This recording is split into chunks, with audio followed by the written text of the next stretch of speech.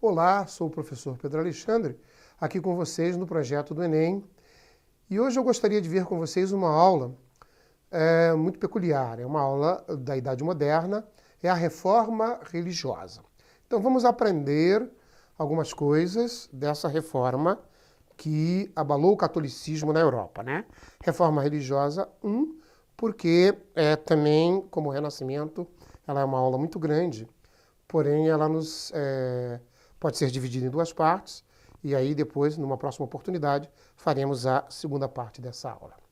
Então, críticas à Igreja Católica, na verdade a reforma religiosa é uma crítica à Igreja Católica, e num primeiro momento você vai ter uma reforma luterana. Por que reforma luterana? Nós já vamos ver, né? A reforma religiosa, na verdade, ela é o nascimento de novas religiões na Europa, e ela é chamada de protestante, ok? Então,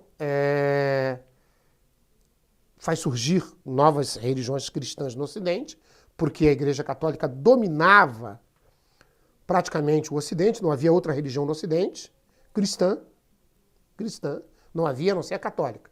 Havia sim a Igreja Ortodoxa grega, mas no Oriente. Ela não estava presente no Ocidente.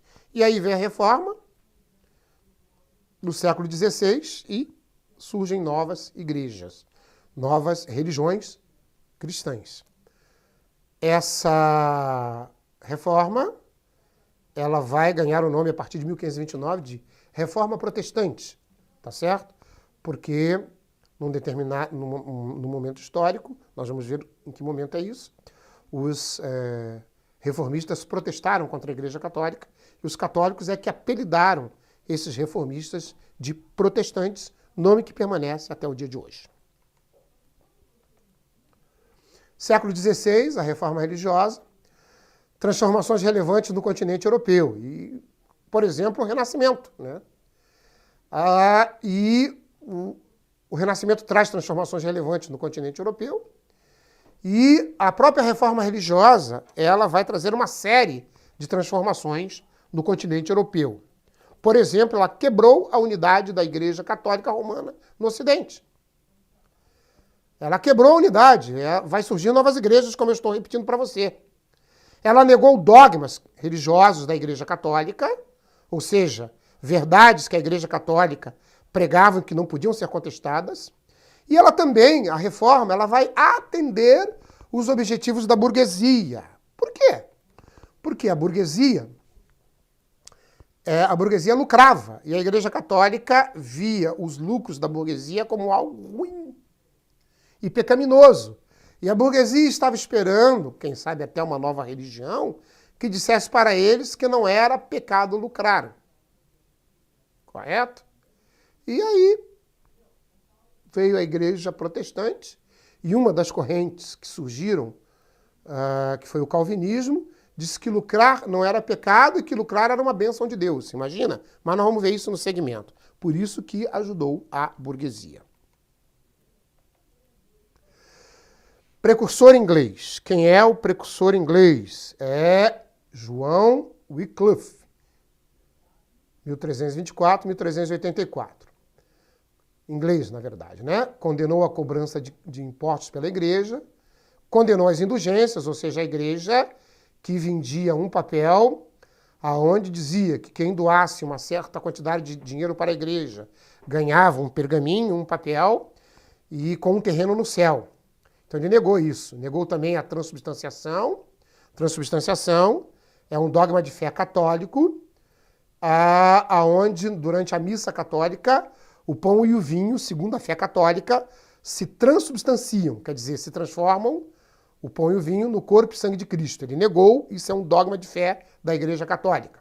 E declarou ser a Bíblia a única fonte de fé, enquanto que a Igreja Católica dizia que a Bíblia não era a única fonte de fé, mas também os concílios da Igreja e também os escritos da patrística e da escolástica, ou seja, toda a produção literária na Idade Média, tanto na Alta Idade Média como na Baixa Idade Média, produção literária esta, religiosa, ou seja, da filosofia cristã e da teologia cristã. Então, para a Igreja Católica, isso também era uma fonte de fé. não somente a Bíblia. E ele negou tudo isso, claro que foi violentamente perseguido pela Igreja Católica e não conseguiu fazer a reforma na Inglaterra. Nem o seu seguidor João Rus, precursor na Boemia. A Boemia hoje é a República Tcheca. Professor na Universidade de Praga, defendeu as ideias de Wycliffe. Foi condenado pelo Concílio de Constância e queimado vivo na fogueira. A Igreja Católica o condenou aonde era a antiga Tchecoslováquia, hoje a República Tcheca, mas que antigamente chamava-se de Boemia. Boêmia, né? A Boêmia. Nome bom é esse, hein? Nome de cerveja. Tá aí, então, esses são os precursores da reforma. Tentaram fazer reforma, tanto na Boêmia como na Inglaterra, não conseguiram. Por isso são chamados de precursores da reforma. Bom, agora você vem aí com as causas da reforma, não é? Conflitos entre papas e monarcas. Os papas tinham poder temporal e, por possuir o poder temporal, eles se metiam em tudo o que era decisão dos reis nos países da Europa. Isso acabou gerando um atrito entre papas e monarcas, né, gente? A grande riqueza da igreja, principalmente em terras. 1/3 da Alemanha e 1/5 da França pertenceu à igreja. Já pensou, gente? Pagamentos de impostos de países à igreja, principalmente os países do norte, os países setentrionais da Europa. Na verdade, todo mundo pagava imposto para a igreja. Todo mundo tinha que pagar. Só que, com o surgimento dos estados nacionais modernos na Europa, os estados centralizados, que substituíram os estados feudais, os reis ficaram muito poderosos. E começaram a questionar esse negócio de pagamento de imposto à igreja. Por que a igreja tinha tantas terras? Então, os próprios reis começaram a cobiçar essas terras da igreja, tá? Então, começou a haver esses conflitos aí entre papas e monarcas, ok? Aqui você tem causas religiosas da reforma. Essas causas religiosas não são nada boas, né, gente? Corrupção do clero em alguns aspectos, como, por exemplo, simonia. O que é simonia? Gente, simonia era venda de cargos eclesiásticos. Quer um exemplo? Vem cá, você quer ser padre? Você quer ser bispo? Paga. Pagou, tá aqui. O bispo fazia isso com uma pessoa, o papa fazia isso para eleger bispos e padres, os bispos para eleger padres. Você já pensou? Você com um dinheirinho na mão, você conseguia o título de papa, até papa. Cardeal, bispo, padre, chamava-se isso simonia. Que corrupção! Outros tempos, não podemos julgar com o pensamento de hoje. As indulgências, que eu já expliquei para vocês o que é, se vendia o céu, né? Se pegava, então, aqui, ó, isso aqui é um papel, né? Que eu estou na minha mão aqui, é meu script. Pegava-se um pergaminho, e desenhava-se aqui, digamos, uma planta do céu e dizia, esse terreno aqui é teu no céu, desde que você seja generoso para com a mãe igreja e faça uma doação bastante substancial. Aí a igreja, aí a pessoa fazia uma doação e tinha ali um pergaminho, tinha um terreninho no céu. Outros tempos, não podemos julgar. Vida escandalosa de certos papas, como por exemplo Alexandre VI, e escandalosa mesmo, né? Escandalosa, vida de corrupção, de suborno e até vida sexual escandalosa de alguns papas, como, por exemplo, o Papa Alexandre VI. Né? Teve vários filhos. Lucrécia Borgia, por exemplo, era filho do Papa Alexandre VI. E também excessiva preocupação pelo Renascimento. Dois papas se preocupavam mais com o Renascimento que com a Igreja, que era o Júlio II e Leão X. Então, aqui algumas causas religiosas, né? Também temos outras causas. O desenvolvimento do espírito de crítica, gerado pelo humanismo. Lembre-se que nós estamos aí no século XVI e tem todo o Renascimento acontecendo, o espírito de crítica desenvolvendo através do humanismo, né? Durante a época do Renascimento. E a difusão da Bíblia, a invenção da imprensa vai ajudar a divulgar a Bíblia. Na época a Bíblia era proibida a ler, mas com a divulgação da imprensa, milhares de Bíblias eram feitas e as pessoas tinham acesso à Bíblia, começavam a interpretar a Bíblia ao seu prazer, o que a igreja proibia, porque só a igreja tinha acesso às Bíblias escritas à mão. Com a imprensa, as pessoas tiveram acesso à Bíblia, tá certo? E aí, mas isso aqui está escrito dessa maneira, puxa, a igreja interpreta dessa maneira, eu vou interpretar de uma outra maneira. Então começou a haver interpretações diferenciadas da igreja, tá certo? Com a difusão da Bíblia. Aí temos na Alemanha, né? Vamos lá para a Alemanha agora. Vamos lá para o Martinho Lutero. Ele nasceu em Isleben, na Saxônia, na Alemanha. Era monge agostiniano. O que quer dizer isso? Que ele pertencia a uma ordem religiosa chamada de Ordem de Santo Agostinho. Tá? Deixa eu fazer um parênteses aqui. Vai aparecer algumas palavras em alemão e me perdoem, eu não falo alemão. Então, ela vai aparecer escrita, algumas delas eu nem vou pronunciar, um ou outro eu sei pronunciar em alemão e outras eu não sei pronunciar, então eu digo, olha, provavelmente está escrito isso aí, tá? Só para você depois não dar risada de mim, tá? Eu não falo alemão. Né? Tem uma língua que eu não entendo, que eu não compreendo, é a língua alemã, tá? Mas eu estou dizendo isso porque vai aparecer aqui Martinho Lutero era da Alemanha, tá? Eu não sei nem se a cidade que ele nasceu se pronuncia dessa maneira. Isleben, né? Provavelmente é assim. Saxônia não, se pronuncia Saxônia mesmo, é uma região na Alemanha onde nasceu Martinho Lutero. Ele era um monge da Ordem de Santo Agostinho, portanto, ele pertencia ao clero regular da Igreja Católica, ok? Então, nós temos aí a primeira metade do século XVI. A reforma, denominada em geral protestante, tem como personagem central o monge Lutero. Nos primeiros tempos do movimento foram criadas 3 igrejas cristãs principais, durante a reforma, tá? Então, aqui eu disse para você 3 coisas. A primeira, 4 coisas. São 4 conceitos aqui, ó. A reforma é da primeira metade do século XVI, tá? Ela é denominada de protestante. Ela tem como personagem central Martinho Lutero. E nos primeiros tempos foram criadas 3 igrejas cristãs.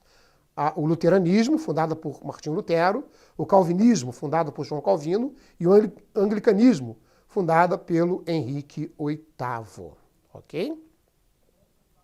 Tá bom? Então vamos ver aqui. Início da reforma. Em 1517, Martinho Lutero condenou as indulgências e outros aspectos da igreja.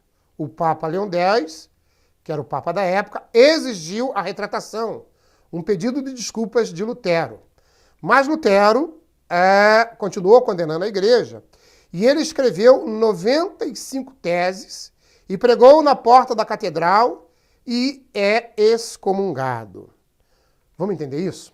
O Martinho Lutero começou a pregar na sua paróquia, entre seus fiéis, que as indulgências não valiam absolutamente nada. E logo nessa época que o Papa Leão X queria terminar a construção da Basílica de São Pedro. E ele mandou um padre da Ordem de São Domingos, um padre dominicano chamado João Tetzel, pregar as indulgências na região da Saxônia, que era uma região muito rica.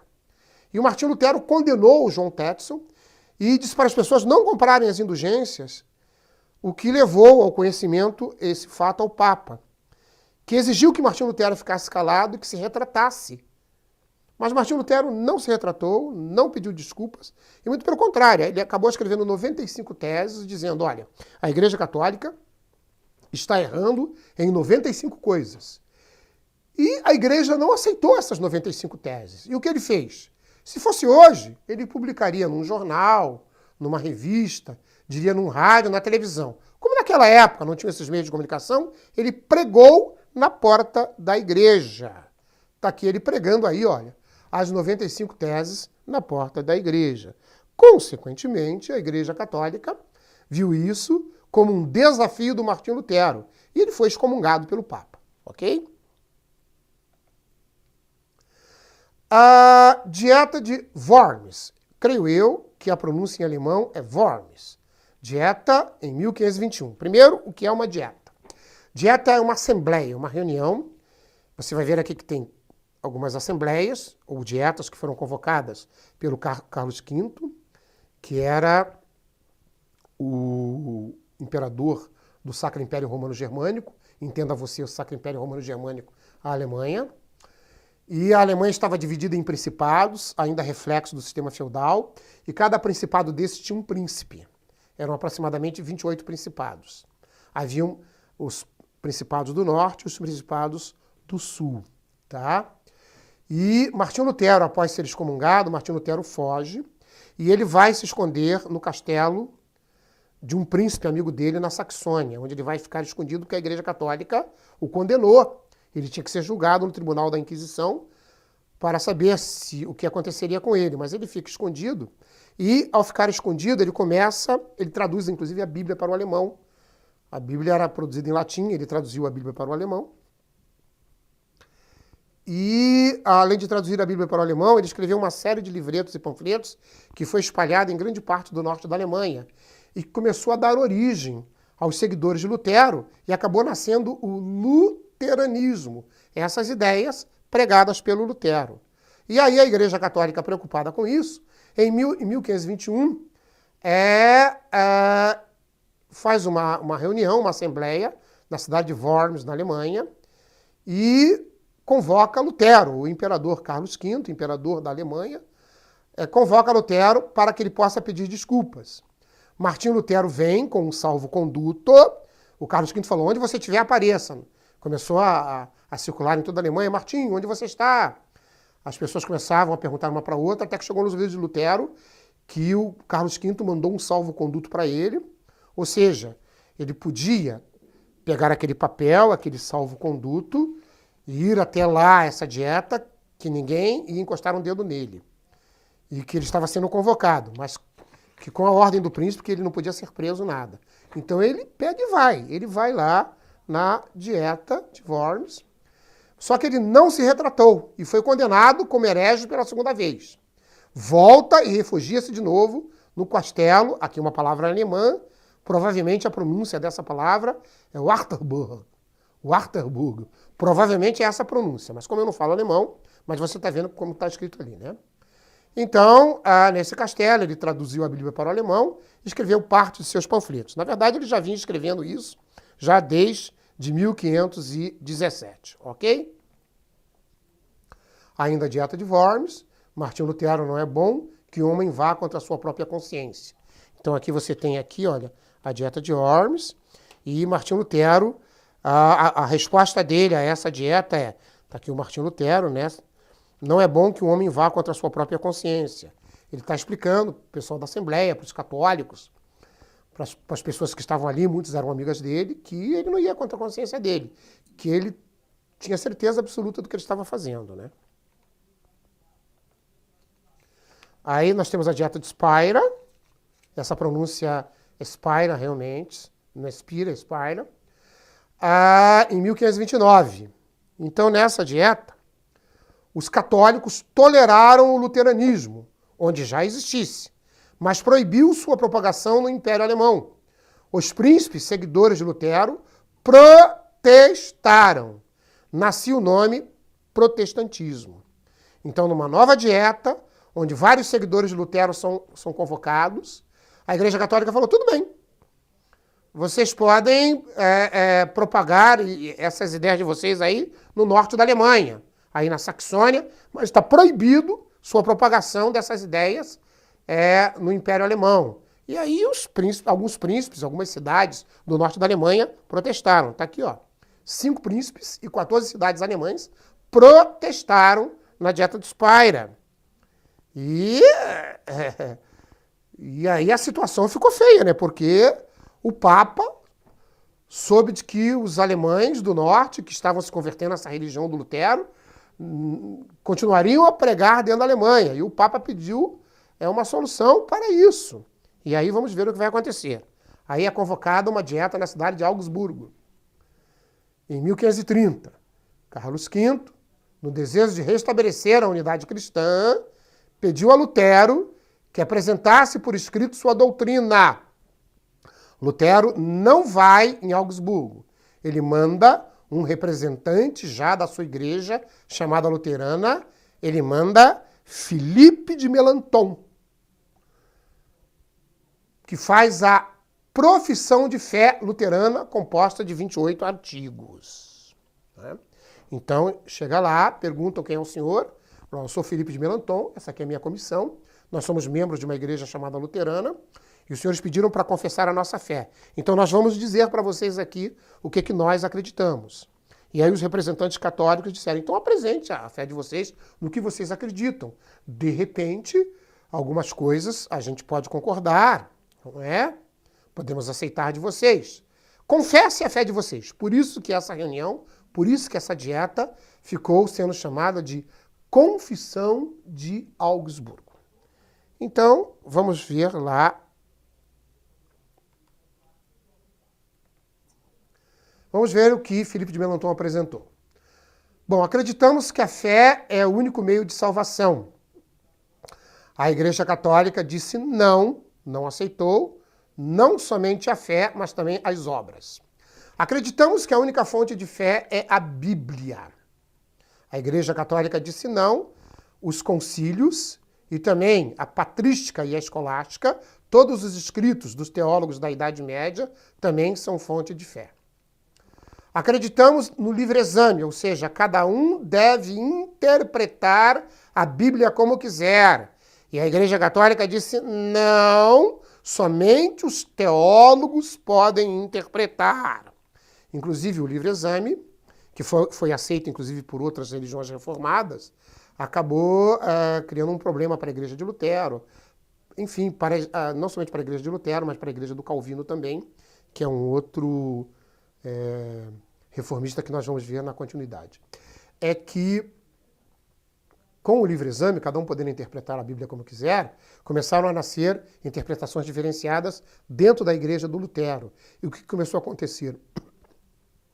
A Igreja do Lutero começou a se separar. E aí foi se separando.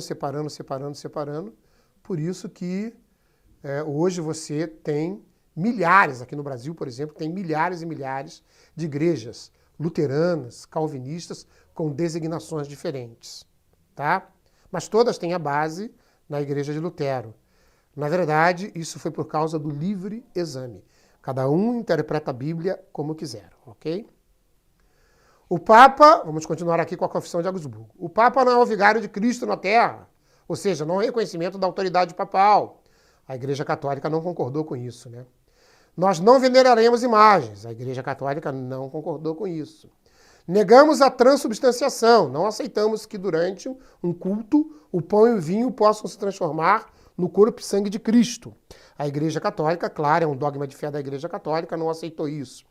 Aceitamos somente 2 sacramentos, o batismo e o pão abençoado durante o culto, que não se transforma no corpo de Cristo, para ser comido pelas pessoas que estão no culto. Então, nós também vamos chamar isso de Eucaristia. Aceitamos o batismo e a Eucaristia. A Igreja Católica falou, não, existem 7 sacramentos. Continuação. Nós não cultuaremos santos. A Igreja Católica não aceitou. Os santos não podem interferir diante de Deus. A Igreja Católica não aceitou. Suprimimos a missa. A Igreja Católica não aceitou. Suprimimos a condição eclesiástica, ou seja, na nossa igreja não vai ter diácono, padre, bispo, arcebispo, cardeal e papa. A Igreja Católica não aceitou. Suprimir o celibatarismo. Os nossos padres, os nossos pastores, eles poderão contrair casamento.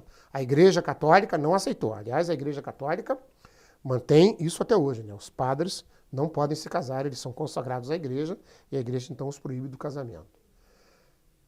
Não aceitamos os concílios, a Igreja Católica não aceitou. Negamos o purgatório, acreditamos somente no céu e no inferno. A Igreja Católica não aceitou. Disse, não, existe o purgatório, que é um período intermediário para a pessoa ir para o céu. Nosso culto será em língua nacional. A Igreja Católica não aceitou. Disse, não, os nossos cultos serão em latim. Não é? Então está aí a Confissão de Augsburgo, uma imagem do Filipe de Melanchthon, apresentando aí as suas famosas, os seus 28 teses, os 28 credos luteranos. Observe que eu não coloquei os 28, eu resumi para você, está resumidinho aí no que eu coloquei. Aliás, todos os 28 estão incluídos aí, tá? É que eu juntei eles em alguns, então acabou gerando esse número aí, que não é 28, mas ao todo eram 28 credos. Claro, gente, a Igreja Católica não aceitou. E se você observar desse credo luterano, a maioria esmagadora a Igreja Católica não aceita até hoje, né? A Igreja Católica manteve os 7 sacramentos, manteve a crença no purgatório, manteve o celibatarismo dos padres, manteve o culto aos santos, a veneração das imagens, o Papa é o representante de Deus na Terra. Uma das poucas coisas que mudou em 1964 foi a Igreja Católica aceitar o culto em língua nacional. Que até 1964 todos os cultos católicos eram em latim. E aí, depois do Concílio Vaticano II, houve um concílio na Igreja Católica, convocado pelo Papa João XXIII, e aí foi aceito o culto em língua nacional, ou seja, a missa em língua nacional, as novenas em missa nacional, os cultos católicos em missa nacional. Né? Ou seja, se é no Brasil, é em português, se é na França, é em francês, se é na Inglaterra, é em inglês. Isso não suprimiu o latim da Igreja Católica. O latim continua sendo a língua oficial da Igreja Católica. Inclusive, os documentos da Igreja Católica são expedidos em latim. E existem cultos em latim para quem quer participar. Mas, oficialmente, é em língua nacional. Uma das poucas coisas que mudou. Bom, e daí o que aconteceu? A Igreja Católica não aceitou. Em 1530, o que vai acontecer, gente? Guerras. Príncipes católicos versus príncipes luteranos. Inclusive, esses príncipes luteranos formaram a famosa Liga de Esmalcada. Uma liga na cidade de Esmalcada, onde eles uniram seus exércitos para combater os católicos.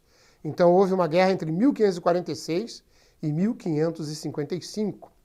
Esta guerra não teve vencidos nem vencedores, mas foi celebrada a paz, a chamada Paz de Augsburgo, tá? Em 1555, aonde quem era católico continuaria católico, quem era luterano continuaria luterano. Essa Paz de Augsburgo concedeu a liberdade de culto nos principados, porém, foi assinado um documento cujo nome em latim é cujus regio eius religio, que quer dizer, de quem é a região, dele se siga a religião. Em outras palavras, ficou determinado o seguinte, se o príncipe é luterano, todos nesses principados serão luteranos. Se o príncipe é católico, todos nesses principados serão católicos. Que coisa estranha isso, né? Bom, isso acabou dividindo a Alemanha, assim, ó, o norte da Alemanha, até hoje, né, ficou protestante, o sul da Alemanha ficou católico, tá? Então tá aí, tá? Aqui uma imagem da Paz de Augsburgo para você, ok? Tá bom? Gente, continua. A reforma continua. Não só foi reforma luterana, tem também a reforma calvinista e tem a reforma anglicana também, tá? Mas isso fica para uma próxima oportunidade e tem ainda a chamada contra-reforma, que nós vamos ver numa próxima oportunidade. Um beijo para você, até uma próxima oportunidade. Tchau.